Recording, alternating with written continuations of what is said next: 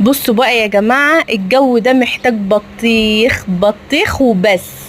مفيش احلى من طبق بطيخ زي ده وجبنة قديمة من اللي هي السايحة دي الحلوة، ورغيف عيش يكون متحمص كده وشكله حلو، واكلة تستاهل بقكم. من اللي بيحب الاكلة الجميلة دي، اللي بيحب الاكلة الجميلة دي يحط لي لايك، وانا هعرف كم عدد بيحب الاكلة الروعة دي. بجد والله احنا ما نقدرش ناكل طبيخ خالص في الحر اللي احنا فيه ده. بجد الجو نار وما احناش عارفين ناكل اي طبيخ، فما فيش احسن من الاكله الجميله دي. متنسوش تحطوا لايك وتشتركوا في